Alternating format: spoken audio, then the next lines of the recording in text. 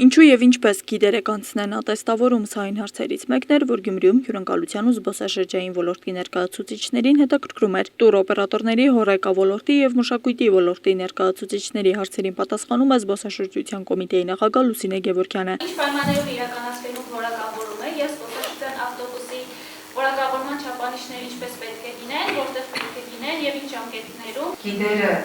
եւ ուղեկցողները 10 տարի առաջ օրենքով լիցենզավորվել են։ Եվ մենք հիմա նախատեսում ենք կառավարության որոշման կարգ, որով կլինի եռափուլ հավաստագրման գործընթաց։ Նրանք, ովքեր ստացել են լիցենզիաներ եւ ոլորտում տնտեսվարում են, նրանք արագացված գործընթացով կստանան իրենց հավաստագրերը։ Նրանք, որոնք տնտեսվարում են, բայց չեն լիցենզավորվել ժամանակին, էլի ոչ արագացված, բայց պարզեցված ընթացակարգով կստանան իրենց հավաստագրերը, այսինքն լինի քննական հանձնաժողով 7 հոգուց բաղկացած, լինի հարցաշար, որը 100 հարցից համակարգիչը պատահականության սկզբունքով կգեներացնի 20 հարց, որի էլեկտրոնային եղանակով ուղղակի տիչկաները դնելով կպատասխանի ուղեկցորդը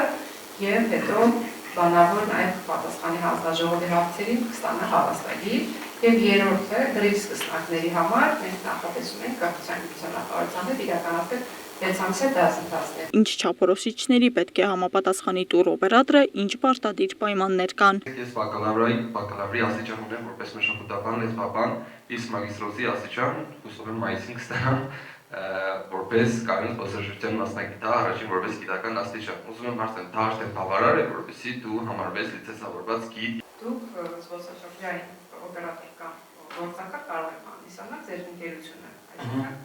կարող է հանդիսանալ։ Որպես գիդ կամ ուղեկցող չեք կարող հանդիսանալ, որովհետև դա այլ ընթացակարգ է։ Դա գիդերի եւ ուղեկցողների հավաստագրման ընթացակարգ։ Ոլորտի թվայնացումը առաջնահերթությունների թվում է, նշում է Գևորգյանը, ոչ պակաս կարևոր է նաև զբոսաշրջիկների ապահովագրումը, սակայն թե ինչպես կիրականացվի վերահսկողություն սպասարկող ոլորտի եւ զբոսաշրջիկի միջև եւս հուզում է ներկաներին։ Ապահովագրված տուրիստի կամ անձի կամ հյուրի մտահոգությունը քննարկողը ով է լինելու։ Եթե ունեցավ բողոք, ասենք վերցնենք մեզ ռեստորանից բողոք ունի կամ հյուրանոցից, այդ հարցի քննարկումը ոնց ենք անելու եւ ճշտությունը ինչպես եք հասկանալ։ Խոսքը գնում է